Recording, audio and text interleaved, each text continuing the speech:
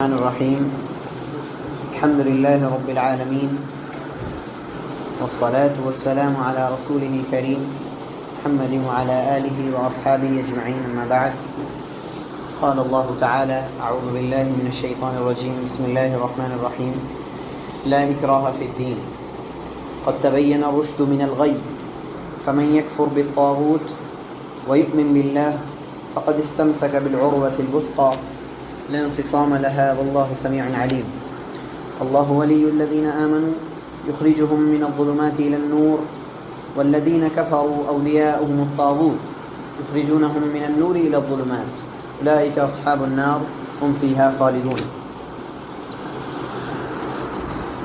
سورۃ البقرہ کی آیت نمبر 256 اور 257 میں نے ابھی پیش کی ہے۔ اس سے پہلے آیت الکرسی کی ایک طویل تفسیر ایک ہی آیت کی تفسیر ہم نے پورے ایک سیشن میں دیکھی تھی۔ آیت الکرسی میں نے بتایا تھا کہ اللہ رب العالمین نے سب سے پہلے اپنے نام کا ذکر کیا، اس کے بعد اللہ نے اس نام کے ساتھ عبودیت کو جوڑا اور کہا کہ عبادت کے لائق صرف اللہ کی ذات ہے، اور پھر اللہ رب العالمین نے 10 سے 11 دلائل پیش کیے کہ کیوں اللہ رب العالمین ہی عبادت کے لائق ہے، ہم کیوں اللہ کی عبادت کریں، اس کا ذکر آیت الکرسی میں موجود ہے۔ آیت الکرسی میں اللہ رب العالمین نے جو دلائل دیے ہیں ان میں پہلی دلیل میں مختصر طور پر ذکر کر دوں، کسی نے کہا ہے کہ مختصر طور پر بیان کر دیا جائے۔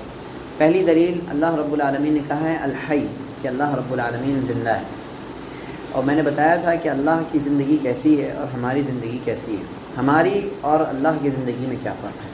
ہم نے بتایا تھا کہ ہماری زندگی عدم سے ہے، یعنی ہم جب نہیں تھے اور پھر ہمیں وجود دیا گیا، اور اللہ رب العالمین ہمیشہ سے ہے، ازل سے ہے، اور اللہ رب العالمین ہمیشہ باقی رہے گا۔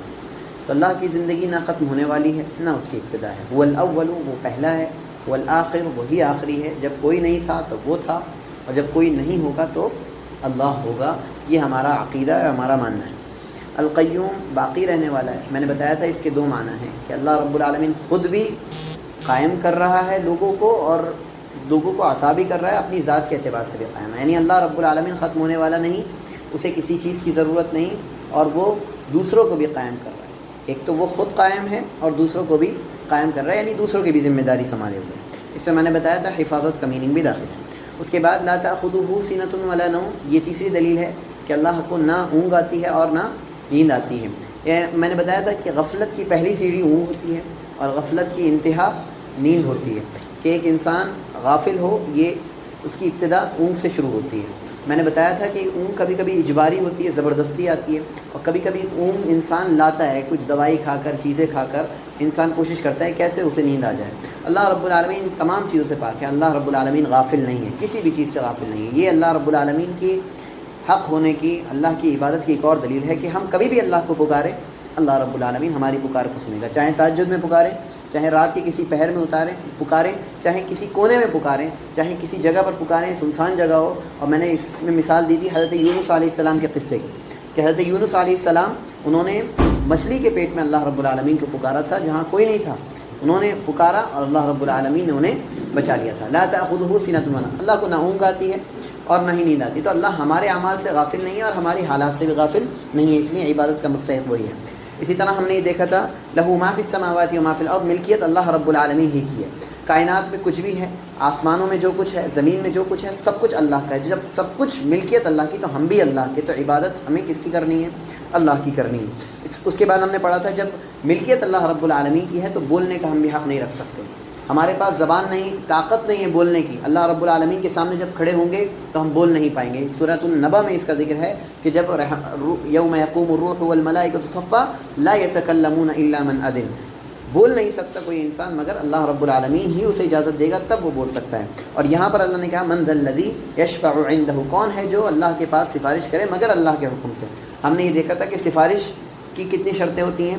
3 شرطیں ہوتی ہیں۔ سفارش کرنے والے سے اللہ راضی ہو، جس کے لیے سفارش کی جا رہی ہے اس سے اللہ راضی ہو، اور اللہ رب العالمین کی اجازت بھی موجود ہو۔ یہ 3 شرطیں ہیں، تب جا کر کوئی ایک انسان دوسرے کے لیے سفارش کر سکتا ہے۔ ظاہر سی بات ہے وہاں صرف اللہ کام آئے گا، تو کوئی دوسرا کام نہیں آ سکتا، تو عبادت بھی اللہ کی ہونی چاہیے۔ یعلم ما بین ایدیہم وما خلفہم، اللہ جانتا ہے جو آگے ہے اور جو پیچھے، یعنی کہ ایک انسان کا حال، مستقبل اور ماضی، یعنی پریزنٹ، پاسٹ، فیوچر، اللہ سب کچھ جانتا ہے۔ جب سب کچھ اللہ جانتا ہے تو اللہ میرے پاسٹ کے بارے میں واقف ہے، پریزنٹ کے بارے میں واقف ہے، فیوچر کے بارے میں واقف ہے، تو میں عبادت بھی اللہ رب العالمین ہی کروں گا، مانگوں گا اللہ سے ہی۔ ولا یحیطون بشیء من علمہ الا بما شاء، اور ایسا نہیں ہے کہ اللہ رب العالمین کے علم میں سے ہم کچھ احاطہ کر سکتے ہیں۔ وہ لوگ اللہ کے علم میں سے کچھ بھی احاطہ نہیں کر سکتے مگر جتنا اللہ چاہے، یعنی علم اللہ رب العالمین کا ایسا نہیں ہے کہ اسے گھیر لیا جائے، اللہ کا علم ہر چیز کو وسیع ہے۔ کائنات میں اللہ عالمین کا رب ہے، اور جتنی بھی چیزیں اللہ رب العالمین ہے، سب چیزوں کا اللہ رب العالمین کو علم ہے۔ جتنی چیزیں ہم جانتے ہیں اس کا بھی علم ہے، جتنی چیزیں ہم نہیں جانتے اس کا بھی علم ہے، ساری چیزوں کا علم اللہ رب العالمین کے پاس ہے۔ ہاں مگر اللہ نے تھوڑا سا علم دیا، میں نے اس میں مثال دی تھی موسیٰ علیہ السلام اور خضر علیہ السلام کے واقعے کی، کہ خضر علیہ السلام موسیٰ علیہ السلام کے واقعے میں کہ ایک پرندہ آیا تھا اور اس نے پانی میں چونچ ماری تھی اور چونچ سے پانی نکالا تھا، اور انہوں نے کہا تھا خضر علیہ السلام نے کہ اللہ رب العالمین کا علم اور ہمارے علم کی مثال ایسے ہی ہے کہ جتنا اس نے چونچ مار کر پانی کم کر دیا سمندر کا، اتنا ہی ہمارا علم ہے، اتنا ہی اللہ رب العالمین کا علم کتنا زیادہ وسیع ہوگا۔ الا بما شاء، جتنا اللہ رب العالمین چاہے۔ اور میں نے یہاں بتایا تھا کہ یہاں سے علم کی فضیلت حاصل ہو رہی ہے کہ اللہ جسے چاہتا ہے علم سے نوازتا ہے۔ اس کے بعد ہم نے پڑھا وسع کرسیہ السماوات والارض، اللہ کی کرسی آسمانوں اور زمین کو محیط ہے۔ ہم نے پڑھا تھا کہ آسمان اور زمین کتنے ہیں، اور کرسی کی آسمان اور زمین کے مقابلے میں کیا ہے کیفیت، اور عرش کی کیا کیفیت ہے۔ ظاہر سی بات ہے جہاں ہم رہ رہے ہیں اللہ رب العالمین ان ساری چیزوں سے اس کی کرسی صرف بڑی ہے۔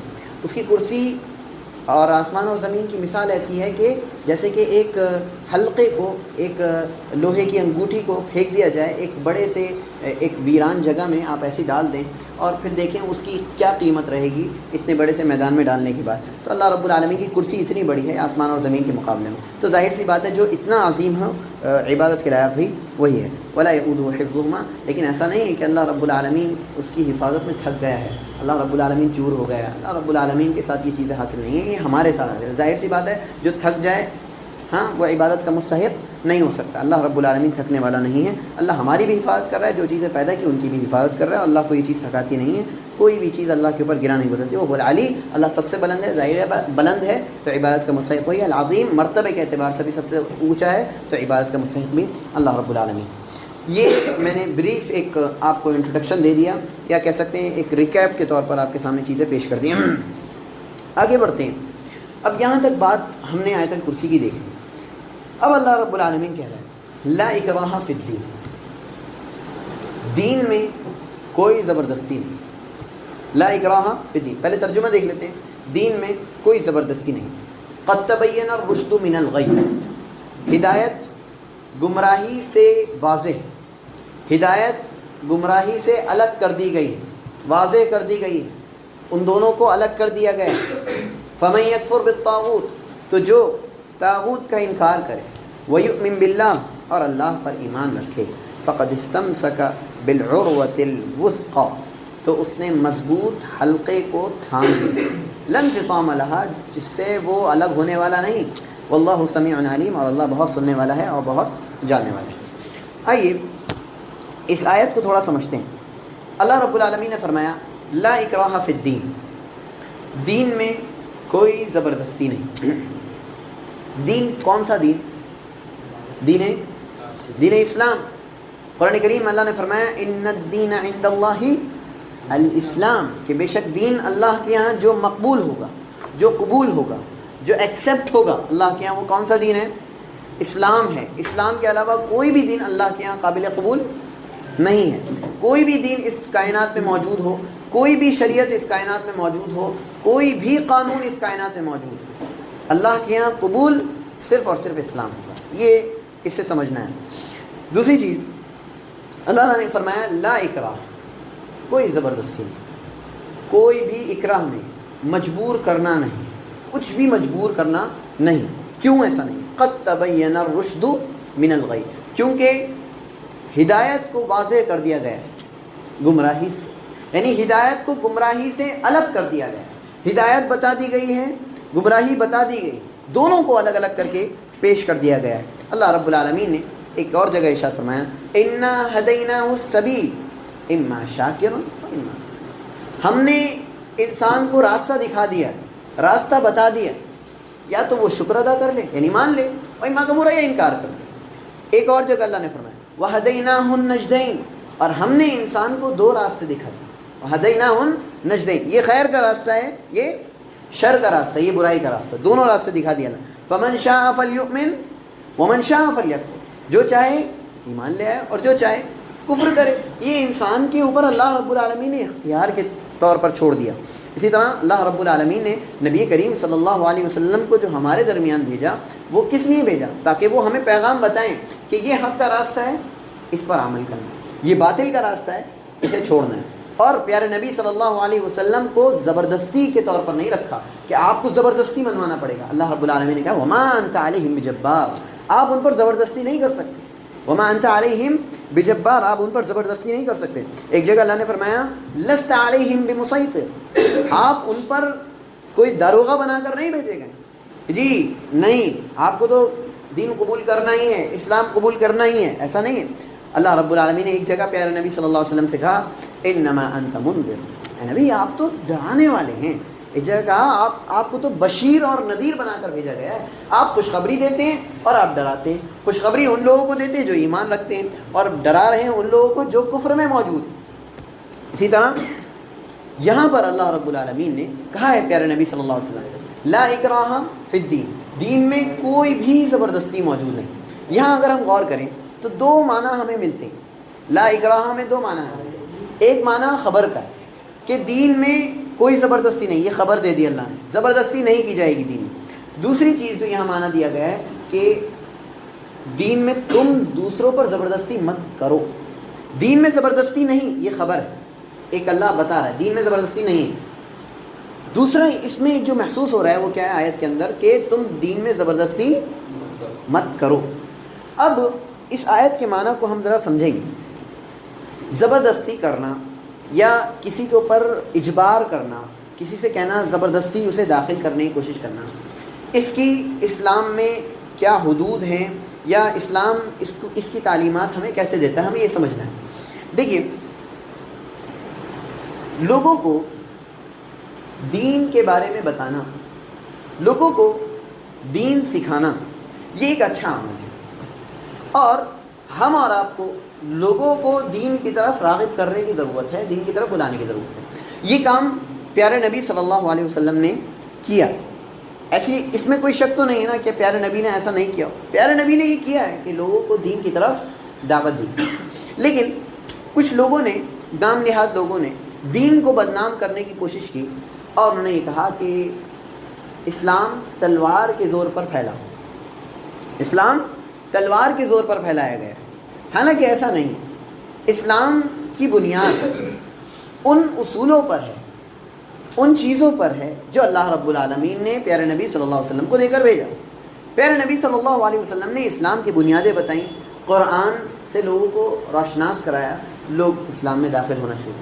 اسی وجہ سے بہت سے مکہ کے کفار جو تھے، جب پیارے نبی صلی اللہ علیہ وسلم نے دعوت دینا شروع کی تھی تو وہ منع کرتے تھے کہ پیارے نبی کی بات مت سننا، اس شخص کی بات مت سننا، ورنہ کیا ہوگا کہ تم اسی کے جال میں پھنس جاؤ گے، کیونکہ اس کی باتوں میں کیا موجود ہے، جادو موجود ہے۔ وہ لوگ اس بات کے مقر تھے کہ یہ جو باتیں کرتے ہیں وہ کیا ہیں، حق پر مبنی ہیں۔ تو دین میں پیارے نبی صلی اللہ علیہ وسلم نے نہ تو زبردستی کی ہے، نہ ہمیں حکم دیا۔ اسے دو طرح سے سمجھنا ہے ہمیں۔ دیکھیں دین میں زبردستی نہیں کا مطلب کیا ہے، آج ہمارے یہاں کیا موجود ہے، کیا سوچ موجود ہے۔ کسی کو کہیں آپ یہ کام کر لیں، دل چاہے گا تو کر لوں گا، نہیں دل چاہے گا تو نہیں کروں گا۔ وہ مسلمان ہے اور وہ آیت پیش کرتا ہے کہ دین میں زبردستی نہیں۔ کسی سے کہیں بھائی آپ یہ حرام کر رہے ہیں، آپ کو یہ نہیں کرنا چاہیے، آپ تو مسلمان ہیں، مسلمان تو یہ عمل نہیں کرتا ہے، تو وہ دلیل میں پیش کرتا ہے دین میں زبردستی نہیں۔ کسی سے کہا جائے کہ ربا مت کھائیے، آپ سود مت کھائیے، لیکن وہ سود کھانے پر آمادہ ہے، لگا ہوا ہے، اسے کیا ہو یہ چیزیں صحیح نہیں ہیں، اسلام منع کرتے ہیں۔ کہتا بھائی جب میرا دل کرے گا، جب میری مجبوریاں ختم ہو جائیں گی تو میں چھوڑ دوں گا، دین میں زبردستی نہیں۔ کیا یہ سوچ صحیح ہے؟ کیا یہ سوچ، یہ فکر صحیح ہے؟ آئیے ہم سمجھتے ہیں کہ کیا ہے یہ دین میں زبردستی، اسے سمجھنا بھی تو ضروری ہے۔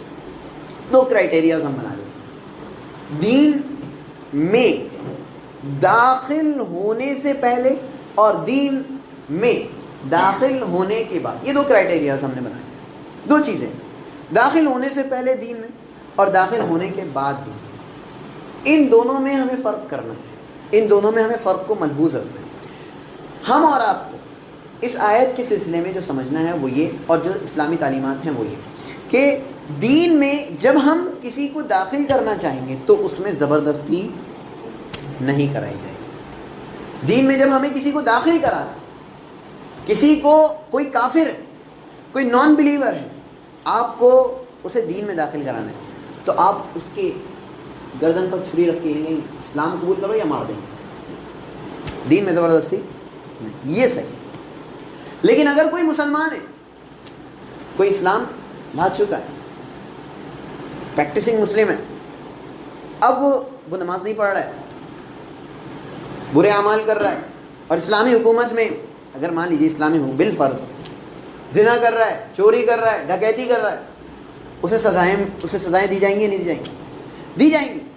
اگر وہ ان چیزوں کو کہے اور کہے دین میں زبردستی تو ہے نہیں، آپ مجھ پر یہ نہیں کہہ سکتے، آپ مجھے دبا نہیں سکتے، مجھے مار نہیں سکتے، صحیح ہے؟ نہیں صحیح۔ تو دین میں داخل ہونے سے پہلے کسی کے اوپر زبردستی نہیں کی جائے گی، کہ دین میں داخل کرنے کے لیے زبردستی نہیں کی جائے گی، لیکن دین میں داخل ہونے کے بعد آپ سے جبراً نماز پڑھوائی جائے گی۔ اسی لیے ماں باپ سے کہا گیا کہ جب وہ بچہ آپ کا 7 سال کا ہو جائے تو آپ نماز کا حکم دیں، اور جب 10 سال کا ہو جائے تو پٹائی کرو۔ کیوں کہا گیا؟ 10 سال کا ہو جائے پٹائی کرنے کو کیوں کہا؟ بھائی دین میں زبردستی نہیں ہوتی تو پھر بات ہی کیا تھی؟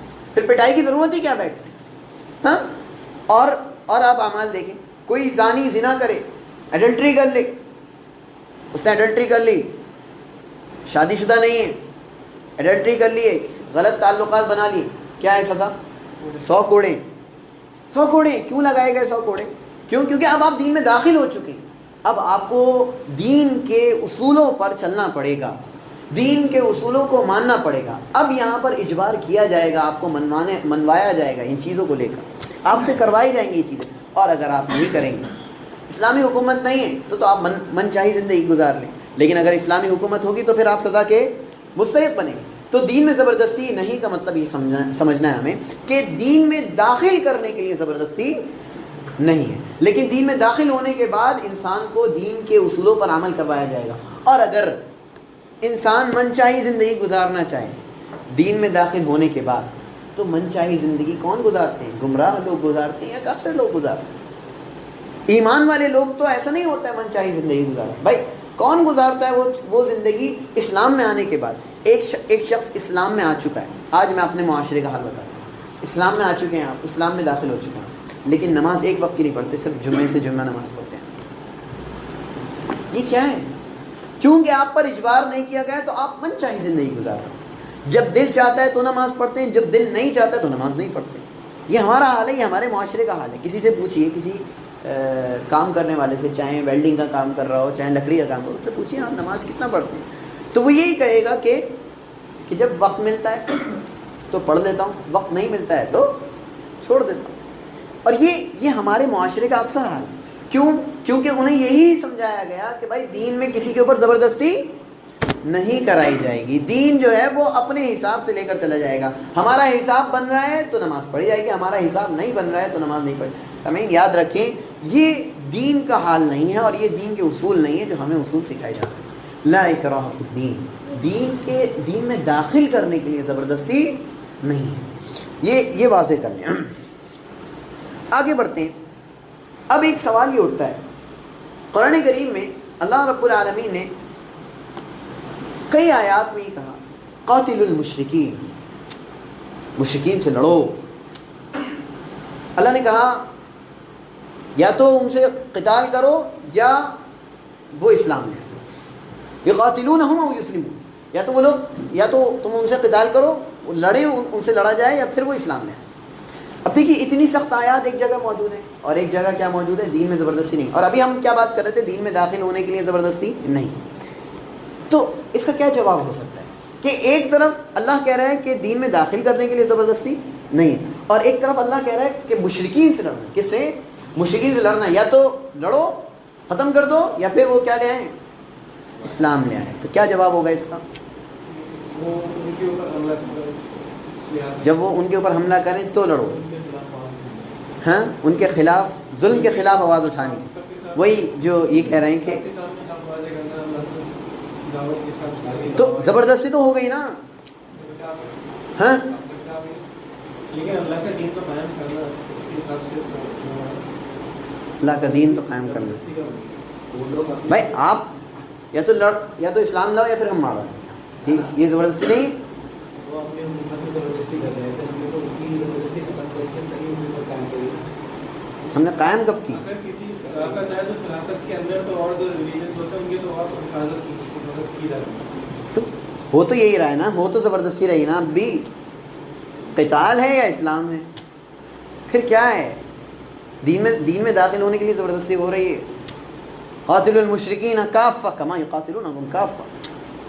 لڑو مشرکین سے جیسے وہ تم سے لڑ رہے ہیں. کیا ہے پھر؟ جب اسلامی حکومت آ جائے اور پورا سسٹم اسلامی بن جائے تو اس کے بعد زبردستی کی جا سکتی ہے. تو اس کے بعد ان سے سوال عجیب ہو یا اخوان؟ جیسے کہ اس میں ہاں وہی میں سورۃ توبہ کی الفاظ ہیں. تو اس کا کیا جواب ہے؟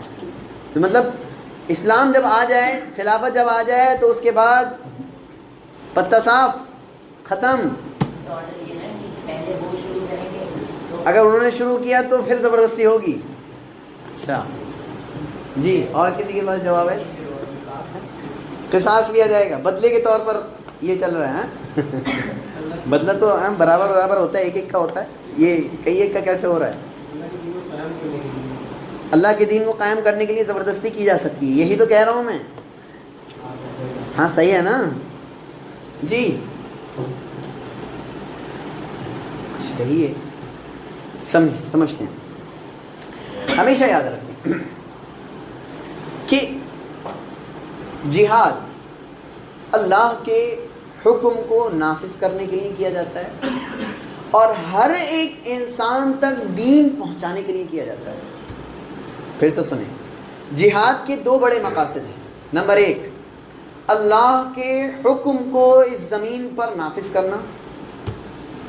نمبر دو، دین کو ہر شخص تک پہنچا دینا.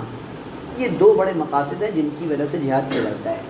اور نمبر تین پر جو میں رکھ رہا ہوں وہ مقصد اصلی نہیں ہے کہ تم لوگوں کو زبردستی اسلام میں لاؤ. جہاد نے کبھی بھی لوگوں کو زبردستی اسلام کی طرف راغب نہیں کیا ہے، بلکہ جہاد نے لوگوں کو یہ بتایا ہے کہ اسلام کیا ہے. سنیے آپ، اسلام کی تعلیمات کیا ہے. اسلام کہتا ہے کہ قتال کرو، لڑو، جہاد کرو. اگر ان کی طرف سے ہو رہا ہے تو، اور اگر تم کسی کے اوپر حملہ کر رہے ہو تو. ان دونوں میں ہمیں یہ سمجھنا ہے کہ جا کر انہیں کہنا ہے یا تو لڑائی پر آمادہ ہو یا پھر قیدی بننے پر آمادہ ہو. لڑائی کرو یا قیدی بنو. یہ کب ہے؟ جب جا کر آپ جنگ کریں گے. اور جب وہ آ رہے ہیں جنگ کرنے تو آپ کو اپنے دفاع میں ان سے قتال کرنا ہے. اور جب آپ غالب ہو جائیں، وہ لوگ سرنڈر کرتے ہیں، تب کیا کرنا ہے؟ تو آپ کے پاس جو قیدی موجود ہیں ان سے آپ کو جزیہ لینا ہے. اور یہی اسلام کی جو شرط ہے، یہ جو ٹیکس کی جو شرط ہے، یہ اسلام کی بنیادی شرط ہے. کہ اسلام آپ سے یہ نہیں کہتا کہ آپ نے قتال کرنا شروع کیا یا تو ختم کر دیں گے یا اسلام لاؤ. ایسا نہیں. اسلامی حکومت میں غیر مسلم اپنے دین کے ساتھ رہتے ہیں. پھر سے سنیں، اسلامی حکومت ہے، اسلام کا غلبہ موجود ہے، ایک حکومت اسلامیہ قائم ہے، تو اس کے اندر غیر مسلم رہ سکتا ہے. غیر مسلم رہ سکتا ہے. اگر غیر مسلم کے رہنے کی اجازت ہے، اس کا مطلب ہے دین میں اجبار نہیں ہے. اگر غیر مسلم کے رہنے کی اجازت کہاں مل رہی ہے؟ اسلامی حکومت کے اندر مل رہی ہے. لیکن ایک شرط ہے. وہ شرط کیا ہے؟ انہیں جزیہ دے کر رہنا پڑے گا. حتیٰ یعطوا الجزیۃ عن ید وہم صاغرون، یہاں تک کہ وہ لوگ جزیہ عطا کریں گے. یہ ایکسیپشن کیوں رکھا؟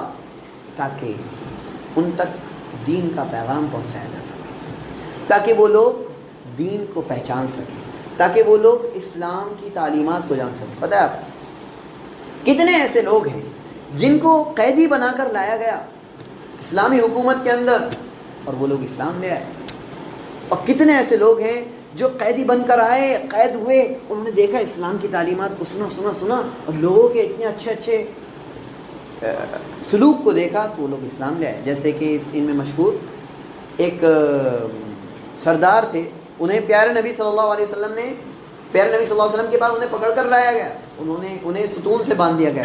کون سے؟ مسجد نبوی کے۔ 3 دن تک ستون سے باندھا گیا، لیکن پیارے نبی نے انہیں کھانا بھی دیا، پیارے نبی صلی اللہ علیہ وسلم نے ان کے آرام کے لیے کام بھی کیا۔ پھر 3 دن کے بعد انہیں چھوڑ دیا، کچھ نہیں کہا، چھوڑ دیا، آپ کو جانے دیا۔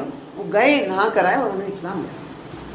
یہ کیسے ممکن ہوا؟ پیارے نبی صلی اللہ علیہ وسلم کی سلوک کو دیکھ کر۔ ایسا نہیں ہے کہ چابک لے کر پیارے نبی مار رہے ہیں اس شخص کو، ایسا نہیں تھا۔ پیارے نبی صلی اللہ علیہ وسلم نے اس طرح کے اخلاق پیش کیے، وہ کردار پیش کیا، تاکہ ان تک وہ سلوک پہنچ جائے جو سلوک اسلام میں سکھاتا ہے۔ یہ ہمیں سمجھنا ہے کہ دین ہمیں کس چیز پر مجبور کرتا ہے۔ دین ہمیں یہ سکھاتا ہے کہ آپ لوگوں تک دین کی اصلیت پہنچاؤ، اور یہ کب پہنچے گی؟ جب اسلامی حکومت میں غیر مسلم بھی رہے گا، غیر مسلم کو اسلامی حکومت میں دعوت دی جائے گی، اسلام کی دعوت دی جائے گی، اس کو بتایا جائے گا کہ دین کیا ہے، شریعت کیا ہے، کیا ہونا چاہیے، کیا قوانین ہیں، یہ ساری چیزیں بتائی جائیں گی۔ اس بنیاد پر جزیے کا سسٹم رکھا گیا۔ تو دین کبھی بھی اجبار نہیں کرتا، اور نہ دین نے قتال کے ذریعے سے اجبار کیا۔ ہاں، اب ایک مسئلہ کیا ہے جس میں علماء کا اختلاف ہے، وہ مسئلہ یہ ہے کہ کیا جزیہ صرف اہل کتاب سے لیا جائے گا یا ہر کافر سے لیا جائے گا؟ یہ ایک ڈسپیوٹ ہے بٹوین علماء کے درمیان، یہ اختلاف ہے۔ تو بعض علماء کہتے ہیں کہ نہیں، صرف اہل کتاب سے جزیہ لیا جائے گا، اور بعض علماء کیا کہتے ہیں کہ نہیں، ہر کافر سے جزیہ لیا جائے گا، اور یہی صحیح قول ہے، امام مالک رحمہ اللہ کا قول ہے، اور یہ سب سے اصح قول ہے کہ ہر کافر سے جزیہ لیا جائے گا۔ تو اب ایک حدیث میں آپ کے سامنے ذکر کرنا چاہتا ہوں۔ اللہ کے نبی صلی اللہ علیہ وسلم نے ارشاد فرمایا کہ قیامت کے دن کچھ ایسے لوگ جنت میں داخل کیے جائیں گے جن لوگوں پر اللہ کو تعجب ہے، ایسے لوگوں کے داخل۔ اللہ کے نبی صلی اللہ علیہ وسلم نے فرمایا عجب اللہ من قوم يدخلون الجنة في السلاسل، اللہ کو تعجب ہے ایسی قوم کے بارے میں جو جنت میں داخل ہوگی زنجیروں کے اندر، یعنی ان کی گردن میں زنجیر پڑی ہوگی، انہیں زنجیروں میں لایا جائے گا۔ کہاں داخل ہو رہے ہیں؟ وہ جنت میں داخل ہو رہے ہیں۔ کون ہیں وہ لوگ؟ کیا صفات ہیں ان کی؟ یہ وہ لوگ ہیں جب جنگ ہوئی تھی انہیں قید کیا گیا تھا، یہ قیدی بنے تھے، پھر مسلمانوں کے درمیان رہے، اسلام لے آئے، اللہ نے انہیں اسلام دیا، اور پھر اسی اسلام پر ان کی موت ہوئی۔ اللہ انہیں جنت میں داخل کرے گا، لیکن یہ ان کی ایک علامت کے طور پر ہوگا کہ یہ وہی تھے جو قیدی بنا کر لائے گئے تھے، آج یہ قیدی بنا کر جنت میں داخل کیے جا رہے ہیں۔ یہ مطلب ایک عذاب کی شکل نہیں، یہ علامت کی شکل، کہ یہ ان کی ایک پہچان ہوگی کہ وہ جنت میں داخل کیے جا رہے ہیں اور قیدی بن کر جنت میں داخل کیے جا رہے ہیں۔ یہ ایک خوبصورتی ہے اللہ رب العالمین نے عطا کی۔ تو اب اگر ہم تصور کریں کہ اسلام ہمیں کیا سکھاتا ہے کہ دین میں داخل کرنے کے لیے کسی کو کبھی اسلام اجبار نہیں کرتا، زبردستی بالکل نہیں کہ دین میں داخل کرنے کے لیے کسی کو کیا جائے۔ عمر بن عبد العزیز ایک رحمہ اللہ ایک بہت اچھے خلیفہ گزرے، ان کے خلافت میں ایک نصارہ تھا، یعنی عیسائی۔ اس عیسائی کو کچھ مسلمان، جاہل قسم کے مسلمانوں نے پکڑ لیا، کہا یا تو اسلام لاؤ یا مار ڈالو، یا تو اسلام لاؤ یا انہوں نے کیا اسلام لاؤ، وہ مسلمان۔ پھر اس نے جیسے ہی دیکھا، موقع دیکھا، پھر گیا، وہ اسلام چھوڑ دیا اس نے۔ ظاہر سی بات ہے، آپ نے محبت تھوڑی دن میں بٹھائی ہے۔ اسلام آپ کو کہتا ہے کہ محبت کے ساتھ، اس خلوص کے ساتھ، اپنے آپ کو اس دل کے اطمینان کے ساتھ اپنے آپ کو اسلام میں داخل کرنا ہے۔ وہ تھی نہیں، پھر گیا، لوگوں نے اسے پھر پکڑ لیا، کہا اب تم اسلام سے پھر چکے ہو، اب ہم مرتد ہونے کی شکل میں تمہیں مار ڈالیں گے، کیونکہ مرتد کی سزا بھی کیا ہے؟ قتل ہے۔ اسلام سے جو پھر جائے اس کی سزا بھی قتل ہے۔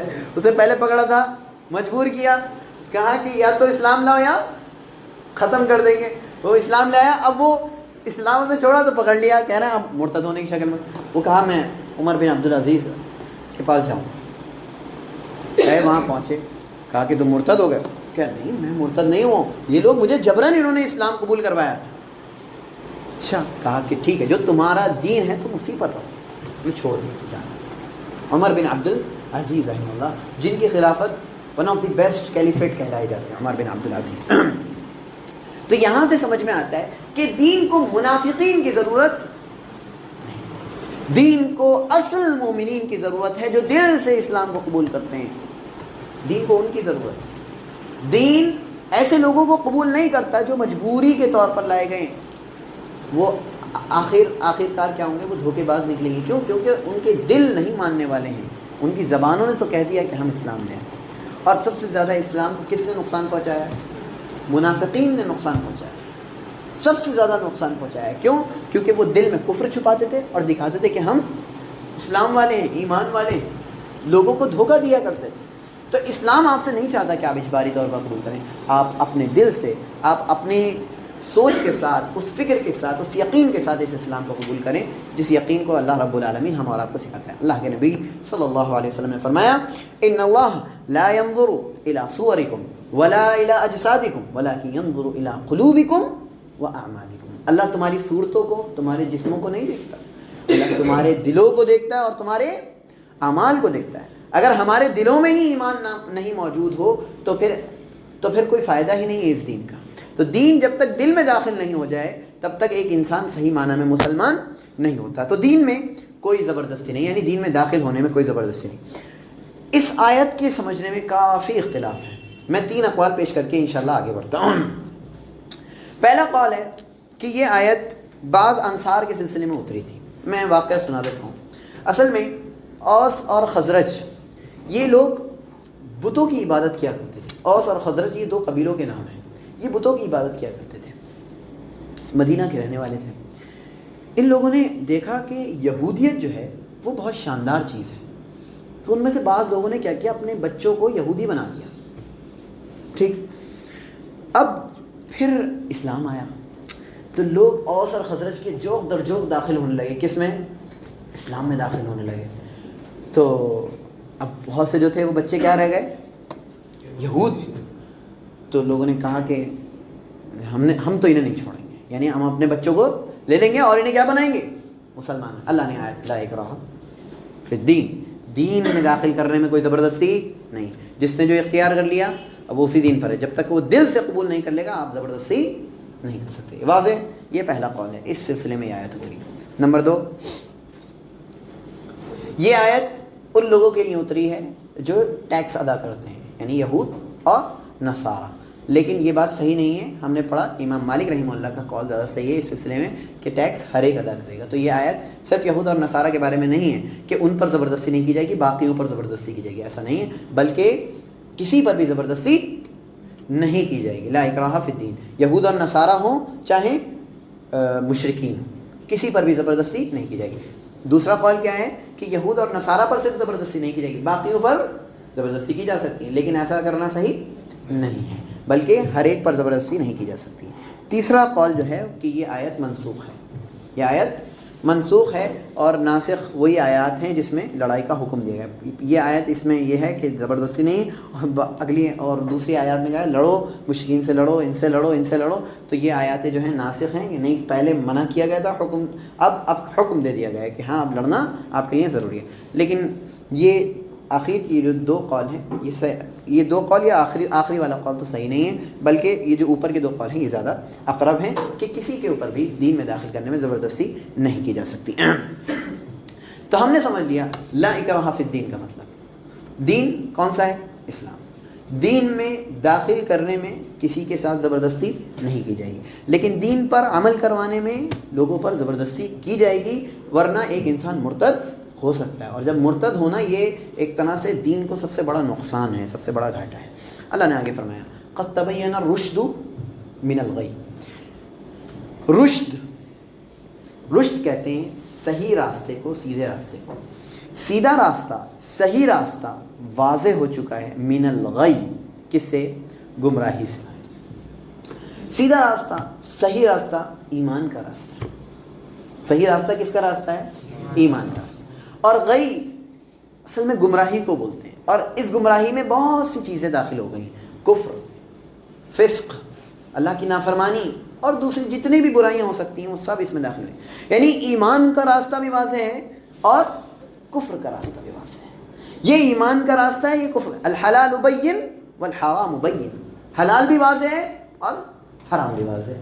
یہ حلال ہے، یہ حرام ہے. وَبَيْنَهُمَا أُمُورٌ مُشْتَبِهَاتٌ لَا يَعْلَمُهُنَّ كَثِيرٌ مِنَ النَّاسِ، اور ان کے درمیان حلال اور حرام کے بیچ میں کچھ شک والی چیزیں ہیں جنہیں اکثر لوگ نہیں جانتے. فَمَنِ اتَّقَى الشُّبُهَاتِ اسْتَبْرَأَ لِدِينِهِ وَعِرْضِهِ، جو شبہات سے بچ گیا اس نے اپنے دین کو ہی بچا لیا، اپنی عزت کو ہی بچا لیا، اور جو شبہات میں پڑ گیا وہ حرام میں پڑ گیا. تو ہم اور آپ کو یہ سمجھنا ہے کہ دین کے جو اللہ رب العالمین نے راستے واضح کیے، کیسے واضح کیے؟ قرآن کے ذریعے، کتاب اللہ کے ذریعے. اللہ رب العالمین نے نبیوں کو بھیجا، نبیوں کے ساتھ آیات بھیجی، اور اللہ کی کئی ایک آیات ہیں جن کے ذریعے ہم یہ سمجھ سکتے ہیں کہ ایمان کا راستہ کیا ہے اور کفر کا راستہ کیا ہے. اللہ نے آگے فرمایا فَمَن يَكْفُرْ بِالطَّاغُوتِ، تو جو شخص طاغوت کا انکار کرے. طاغوت کیا ہوتا ہے اسے ہمیں سمجھنا ہے. فَمَن يَكْفُرْ بِالطَّاغُوتِ، تو جو شخص طاغوت کا کفر کرے، وَيُؤْمِن بِاللَّهِ، اور اللہ پر ایمان. یہاں پر دو لفظ ہیں، طاغوت اور دوسری جگہ اللہ رب العالمین کا نام ہے. کفر طاغوت کے ساتھ کرنا ہے، ایمان اللہ پر لانا ہے. کیا آپ کو یہ لا الہ الا اللہ کی طرح نہیں لگ رہا ہے؟ لا الہ، کوئی عبادت کے لائق نہیں، کوئی بھی معبود نہیں، یعنی سارے معبود باطل، سارے معبودوں کا انکار الا اللہ ہے مگر ایک اللہ جس پر ہمیں ایمان رکھنا ہے. فمن یکفر بالطاغوت، جو طاغوت کا انکار کرے یعنی لا الہ، ویؤمن باللہ، اور اللہ پر ایمان رکھے، الا اللہ. صحیح، لا الہ الا اللہ کی میچنگ ہو گئی یہاں پر. فمن یکفر بالطاغوت، جو طاغوت کا انکار کرے، ویؤمن باللہ، اور اللہ پر ایمان رکھے. یہ تو ہم نے سمجھ لیا کہ یہ لا الہ الا اللہ کی شکل ہے. ٹھیک ہے، یعنی لا الہ الا اللہ کا مطلب یہاں بتا دیا گیا کہ طاغوت کا انکار اور اللہ پر ایمان. اب یہ ایک سوال اٹھتا ہے کہ طاغوت ہے کیا؟ طاغوت کیا ہے؟ طاغوت کس سے بنا ہے؟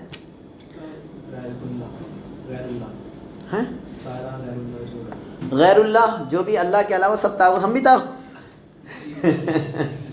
ہاں کسی چیز کی حد سے زیادہ، ہاں ہاں، ساری ایول فورسز جتنی بھی ہیں وہ طاغوت ہیں.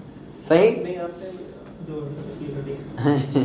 آپ نے بتایا کسی چیز کو اس کی حد سے زیادہ. ہاں دیکھیے انہوں نے اچھا بتایا.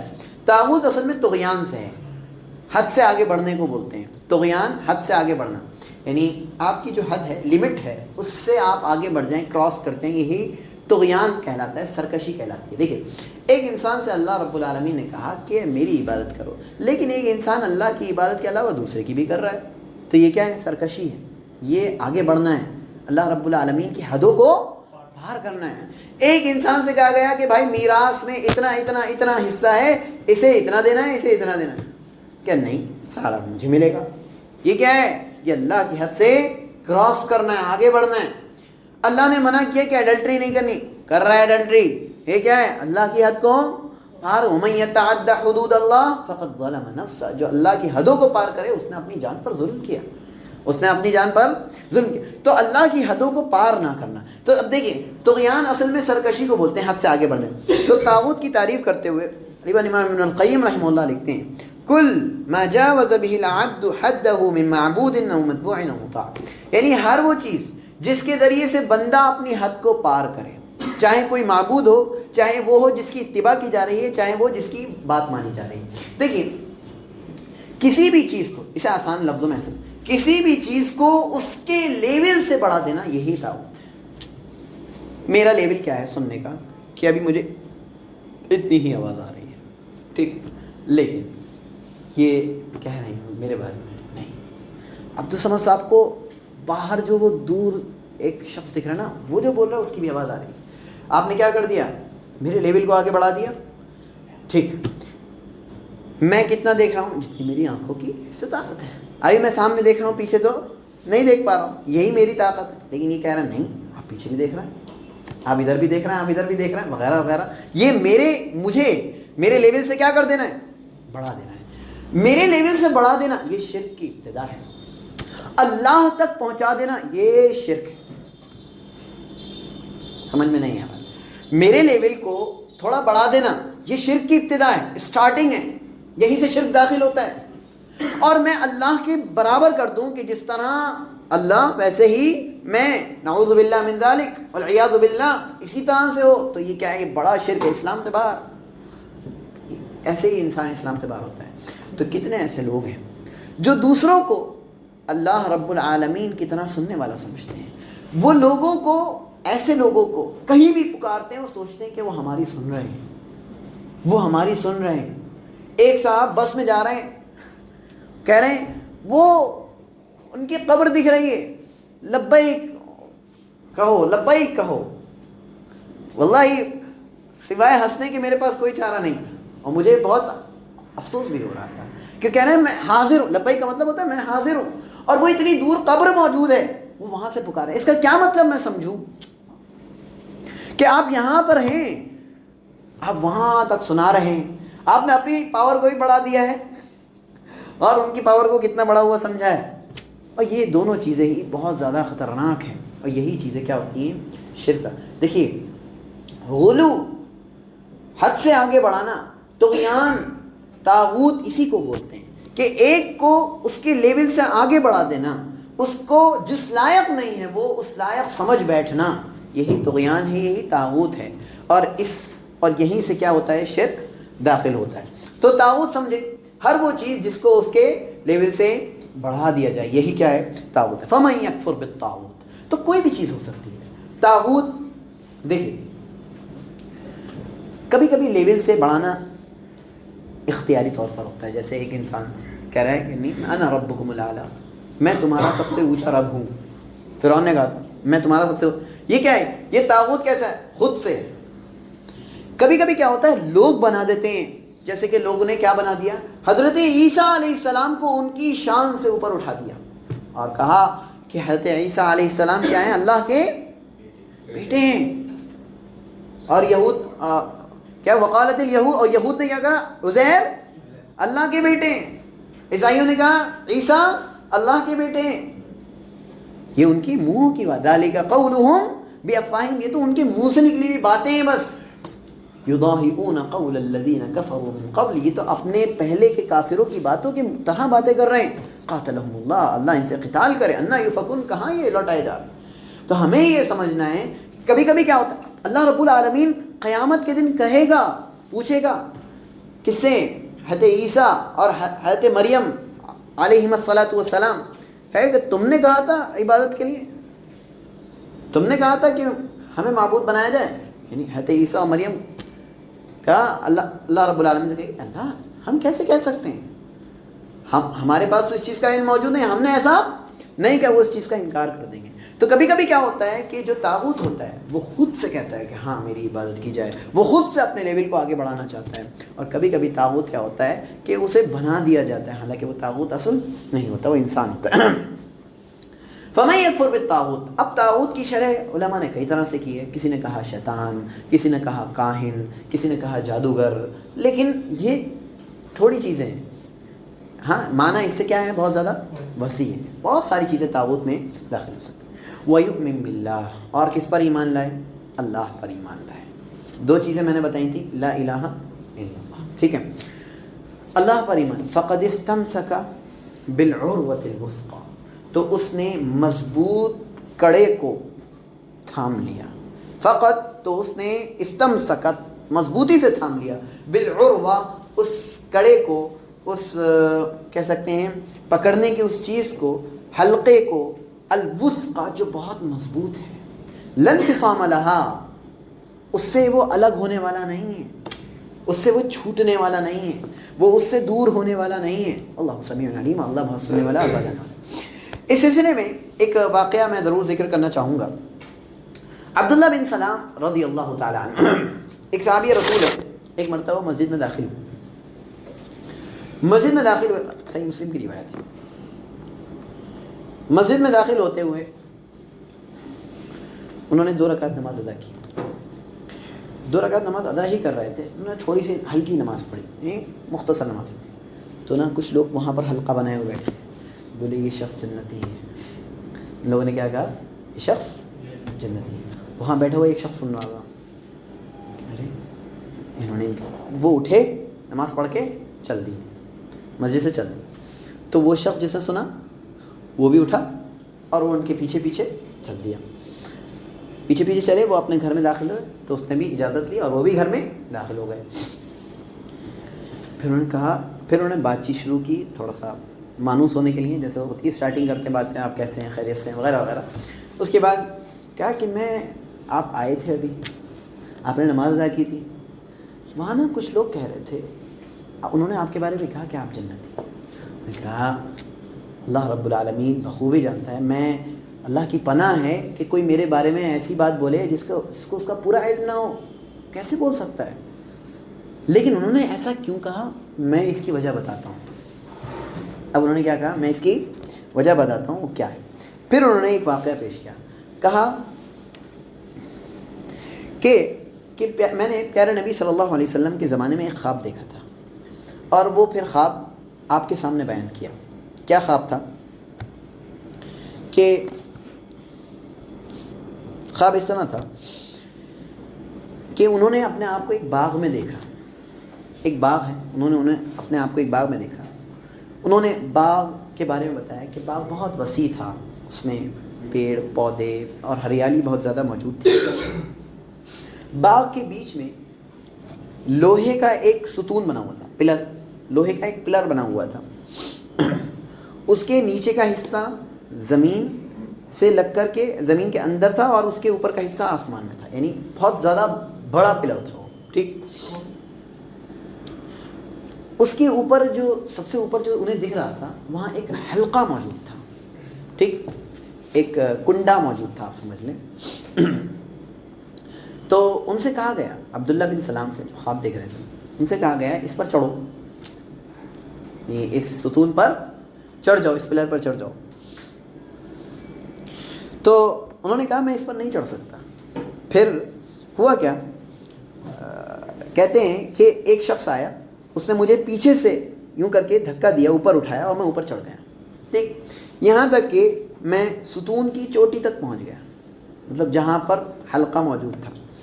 پھر اور وہاں پہنچتے ہی انہوں نے حلقے کو یوں کر کے تھام لیا, پکڑ لیا. اس کے بعد کیا ہوتا ہے, تو مجھ سے کہا گیا, پھر آواز آئی, اس کو مضبوطی سے پکڑ کر رکھو, اس کو مضبوطی سے پکڑ کر رکھو. وہ میرے ہاتھ میں ہی تھا کہ میں جاگ گیا, ٹھیک.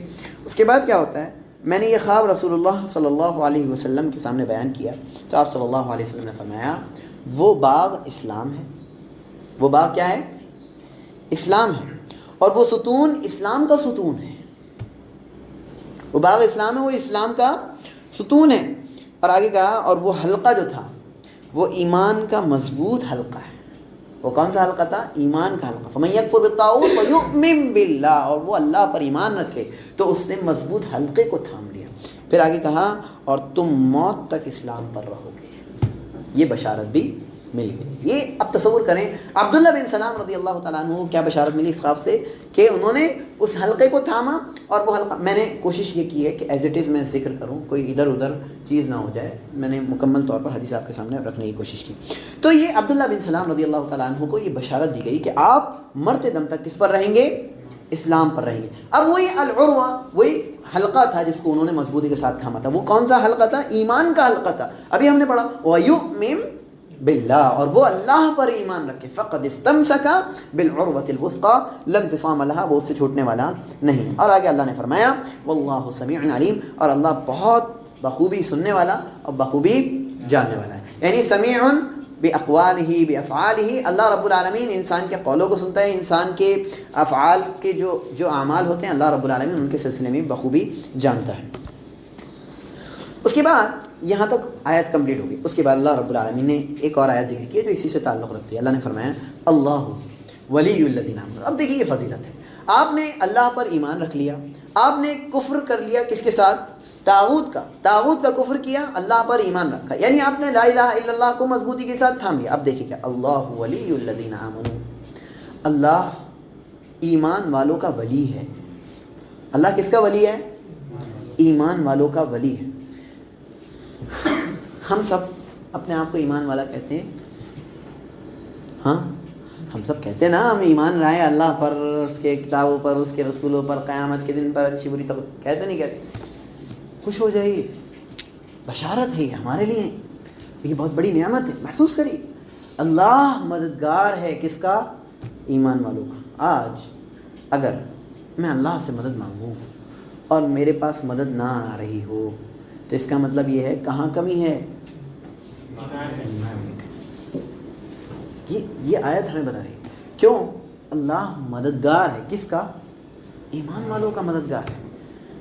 یخرجہم، اللہ انہیں نکالے گا، نکال رہا ہے، من الظلمات، تاریکیوں سے، اندھیروں سے، الی النور، کہاں پر؟ نور کی طرف، روشنی کی طرف۔ تاریکیاں بہت سی ہیں، اندھیرے بہت سے ہیں، کفر کی تاریکی، شرک کی تاریکی، سرکشی کی تاریکی، فسق کی تاریکی، گناہوں کی تاریکی۔ اگر ہم دیکھیں، میں کہہ رہا ہوں کفر کی تاریکی، کہاں ہے کفر کی تاریکی؟ کفر سے حاصل ہوگی آپ کو تاریکی۔ آپ اگر غور کریں، ایک انسان جو کافر ہے، ایک انسان جو اللہ کا نافرمان ہے، اس کے چہرے کا رنگ اترا ہوا ہے، اس کا دل بالکل مایوس سا ہو چکا ہے، اس کا دل برداشت کے لائق نہیں ہے، اس کے دل میں صبر کم ہوتا جا رہا ہے، یعنی اس کا دل ایک طرح سے تاریک ہو چکا ہے، اسے اچھی چیزیں اچھی نہیں لگ رہی، بری چیزیں بہت زیادہ اچھی لگ رہی ہیں۔ یہ ہو چکا ہے، کیوں؟ کیونکہ اس کا دل کیا ہو چکا ہے؟ تاریک ہو چکا ہے۔ تو تاریکی کبھی کبھی کیا ہوتی ہے؟ دکھتی نہیں ہے، ابھی میں لائٹ بند کر دوں تاریکی ہے، اندھیرا ہے، کبھی کبھی کیا ہوتی ہے؟ وہ محسوس کی جاتی ہے، اور قیامت کے دن میں اسے کیا ملے گی؟ تاریکی ملے گی، روشنی نہیں ملے گی۔ آپ دیکھیں، ایمان والوں کو روشنی دی جائے گی، جس روشنی کے پیچھے پیچھے وہ اپنا راستہ دیکھیں گے۔ منافقین کو بھی ملے گی، وہ جائیں گے، وہ پیچھے پیچھے ہوں گے ایمان والوں کے، منافقین ایک دم سے ایک دروازہ لگ جائے گا کہ کہاں گئے، ایک دم اجالا ختم، نور ختم، روشنی ختم، پیچھے آگے دیکھیں، واہ ایمان والے چلے گئے، وہ لوگ پیچھے رہ جائیں گے، جنہوں نے دکھا کر کیا کیا تھا کہ اسلام دکھا رہے تھے اور کفر دل میں چھپایا تھا۔ تو ایک طرح سے زندگیوں میں تاریکی ہے، زندگیوں میں روشنی کی کمی ہے، زندگیوں میں سکون کی کمی، سکون، راحت، چین، ساری چیزیں آپ اس سے مراد لے سکتے ہیں۔ یخرجون من الظلمات، اللہ رب العالمین تاریکیوں سے نکالتا ہے۔ آج میری زندگی میں بہت زیادہ تکلیفیں ہیں، آج میری زندگی میں بہت سارے ایڈکشنز ہیں، آج میں بہت ساری چیزوں میں لگا ہوا ہوں جو بری ہیں۔ اللہ رب العالمین پر اگر میں ایمان میں اپنی مضبوطی پیدا کروں تو اللہ مجھے نکالے گا الی النور، کہاں؟ اسلام کی طرف۔ نور سے مراد اسلام کا نور ہے، ہدایت کا نور ہے، ایمان کا نور ہے۔ یہ وہی نور ہے جو ایک ہے، جس کے اور شقیں نہیں ہیں، یہ ایک نور ہے۔ ظاہر سی بات ہے ساری چیزیں کس سے جڑیں گی؟ اسلام سے جڑیں گی، ایمان سے جڑیں گی۔ ہم اور آپ کہیں سے بھی ہمیں اسلام میں داخل ہونا ہے، الی النور، نور کا راستہ ایک ہے، اسلام کا راستہ ایک ہے، کئی راستے نہیں ہیں۔ یہ ہمیں سمجھنا ہے کہ اللہ رب العالمین نے جو ہم اور آپ کو راستہ دیا ہے وہ ایک راستہ ہے جس میں ہمیں بھٹکنا نہیں ہے، وہ ایک راستہ ہے جس تک ہمیں پہنچنا ہے۔ اہدنا الصراط المستقیم، وہ ہمارا سیدھا راستہ ہے، جس سیدھے راستے کی اللہ نے ہمیں ہدایت کی۔ والذین کفروا، اور جو کافر ہیں، اولیاءہم الطاغوت۔ دیکھیے پھر پچھلی آیت میں بھی اللہ نے کہا فمن یکفر بالطاغوت ویؤمن باللہ، اب یہاں کیا کہہ رہے ہیں اللہ؟ والذین کفروا اولیاءہم الطاغوت، اوپر اللہ نے اپنا نام ذکر کیا، اللہ ولی الذین آمنوا اولیاءہم الطاغوت، کہ جو کافر ہیں ان کے اولیاء کون ہیں؟ طاغوت ہیں، ان کے مددگار کون ہیں؟ طاغوت ہیں، شیطان ہیں۔ اگر آپ دیکھیں اس روئے زمین پر اللہ کی عبادت کے علاوہ غیر اللہ کی عبادت میں کس نے ہیلپ کی تھی؟ سب سے پہلے شیطان نے آ کر بتایا تھا کہ اس طرح سے کر لو، یہ بنا لو، اگر یہ بناؤ گے تو تمہیں اللہ کی زیادہ یاد آئے گی۔ انہوں نے پہلے پکچر بنائی، اس کے بعد پوری مجسمہ بنا دیا، پتھر سے مورتیاں تراشی۔ وہ ان کی عبادت نہیں کرتے تھے بلکہ وہ اللہ کی عبادت کرتے تھے انہیں دیکھ کر، یہاں تک کہ ان کی نسلیں ختم ہوئیں اور پھر اس کے بعد کیا ہوا؟ انہی کی عبادت شروع ہو گئی۔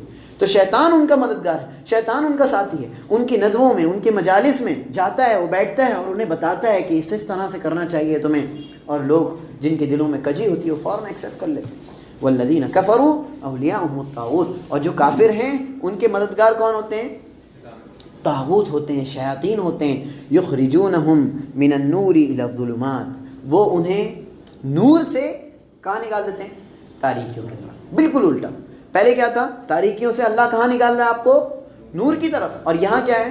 یہاں تاریکیوں کی طرف نکالا جا رہا ہے. کہاں سے؟ نور سے. یعنی ایک انسان ہدایت سے کدھر جا رہا ہے؟ گمراہی کی طرف جا رہا ہے. اب ہم اپنی زندگی میں ٹٹولیں، تلاش کریں وہ کون سی ایسی چیزیں ہیں جو ہماری مددگار بن رہی ہیں کہاں تک پہنچنے کا؟ اللہ کی نافرمانی تک پہنچنے کا. ان چیزوں کو نکال کر باہر پھینک دیں. وہ چیزیں مین ہیں، وہ کیا ہیں؟ وہ طاغوت. وہ چیزیں ہیں جو کیا کر رہی ہیں؟ ہیلپ کر رہی ہیں اللہ سے دور ہونے کے لیے. جو چیزیں اللہ سے دور کریں وہ طاغوت ہیں آپ کے لیے، وہ مددگار بن رہی ہیں آپ کے لیے. وہ چیزیں وہ شیاطین کے جال ہیں جو ہم اور آپ کے لیے شیاطین نے پھینک رکھے ہیں. تو ہمیں اپنی زندگیوں میں محسوس کرنے کی ضرورت ہے. یہاں ایمان اور کفر کی لڑائی نہیں ہے، یہاں ہمارے ایمان کا مسئلہ ہے کہ ہم اپنے ایمان کو کتنا بچا پا رہے ہیں. ہم مومن ہیں، ہم سب ایمان والے ہیں، لیکن ہم اپنے ایمان کو کتنا بچا پا رہے ہیں، ہمیں یہ ڈھونڈنے کی ضرورت ہے. والذین کفروا اولیاءهم الطاغوت. اور کافر لوگ ان کے کیا ہے؟ ولی، ان کے مددگار کون ہیں؟ الطاغوت. کون ہیں؟ طاغوت ہیں. یخرجونہم، وہ انہیں نکالتے ہیں، من النور الی الظلمات. کہاں سے؟ نور سے ظلمات کی طرف، یعنی تاریکیوں کی طرف. آگے فرمایا اولئک اصحاب النار. یہی وہ لوگ ہیں جو اصحاب النار ہیں. یہی اصل میں جہنمی، یہی جہنم کے ساتھی ہیں. اصحاب صحبت سے ہے، اور صاحب جو ہوتا ہے، الصاحب صاحب، جو دوست ہوتا ہے وہ کھینچنے والا ہوتا ہے اپنی طرف. تو اولئک اصحاب النار. بیوی کو بھی صاحبہ کہا جاتا ہے. بیوی کو قرآن نے صاحبہ کہا ہے. صاحبہ بالکل ساتھ میں رہنے والی. ٹھیک، تو اس لیے آپ دیکھیں، تصور کریں، بالکل جو آپ کے ساتھ میں، اللہ نے نار کا بالکل ساتھ میں رہنے والا کن لوگوں کو قرار دیا؟ وہ لوگ جو کافر ہیں، جنہیں جو تاریکی، جو نور سے کدھر نکل گئے؟ تاریکیوں کی طرف نکل گئے، اندھیروں کی طرف نکل گئے. اولئک اصحاب النار. یہی وہ لوگ ہیں جو اصل جہنمی ہیں. ہم فیہا خالدون. وہ اس میں ہمیشہ ہمیشہ رہنے والے ہیں. تو یہاں ان 2 آیات میں اللہ رب العالمین نے ہمیں تفصیل سے یہ بتایا کہ دین کیا ہے، کیا دین میں زبردستی ہے، دین کو کیسے ایکسیپٹ کرنا ہے، دین کے قبول کرنے کا معیار کیا ہونا چاہیے، دین کو قبول کروانے کا معیار کیا ہونا چاہیے، حق کیسا ہے، کیا حق چھپا ہوا ہے یا حق غیر واضح ہے، کیا ہے. اللہ رب العالمین نے ان چیزوں کا ذکر کیا. پھر اللہ نے العروۃ الوثقیٰ کا ذکر کیا. وہ مضبوط کڑا کیا ہے، اسے ہمیں سمجھنا ہے اور اس پر ایمان لانا ہے. اب ہم ذرا دیکھ لیتے ہیں آیت کا ترجمہ دوبارہ سے اور ایک بار ریکیپ کرتے ہیں. اللہ نے کہا کہ دین میں زبردستی نہیں، نہ تو زبردستی ہے دین میں، نہ زبردستی کرائی جا سکتی ہے. لا اکراہ فی الدین. اور میں نے بتایا دین میں داخل کرنے میں زبردستی نہیں، بلکہ دین پر عمل کرانے میں آپ سے زبردستی کرائی جائے گی. کیوں؟ کیونکہ آپ دین میں داخل ہو چکے ہیں، اب مرتد ہونے کا چانس نہیں ہے. آپ کو مرتد ہونے سے بچانے کے لیے آپ کو عمل کروانا پڑے گا.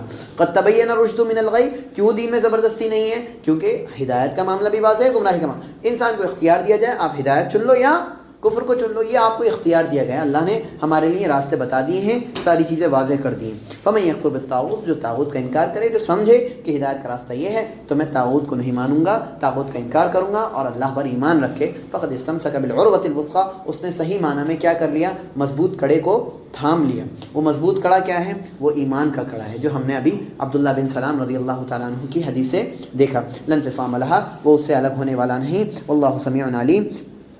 اور اللہ بہت سننے والا، بہت جاننے والا ہے. اللہ ولی الذین آمنوا. اللہ مددگار ہے. اچھا، ولی کا معنی تھوڑا سا رہ گیا. ولی کے معنی سردار کے بھی ہوتے ہیں، ولی کے معنی مددگار کے بھی ہوتے ہیں، اور ولی کے معنی بعض کے یہاں غلام کے بھی ہوتے ہیں، جیسے مولا. ٹھیک ہے، تو من کنت مولا فعلی مولا. لوگ بہت اس روایت کو ذکر کر کے علی رضی اللہ تعالیٰ عنہ کو ان کی شان سے اونچا بتانے کی کوشش کرتے ہیں. حالانکہ حضرت علی رضی اللہ تعالیٰ عنہ کی شان اتنی ہی ہے جتنی قرآن و حدیث میں موجود ہے. ہم ان کو ان کی شان سے بڑھائیں گے تو ظاہر سی بات ہے ہم اسی شرک کے راستے پر لگ سکتے ہیں. تو اللہ ولی الذین آمنوا. اللہ نے کہا ایمان والوں کا اللہ کیا ہے؟ مددگار ہے. اب ہمیں یہاں سے ایک تسلی ملتی ہے کہ ہماری مدد اللہ کرے گا اگر ہم اصل میں ایمان والے ہیں. اللہ ہماری مدد بھی کرے گا، اللہ ہماری حفاظت بھی کرے گا. جیسے کہ اللہ نے حفاظت کس کی؟ بدر کے لوگوں کی.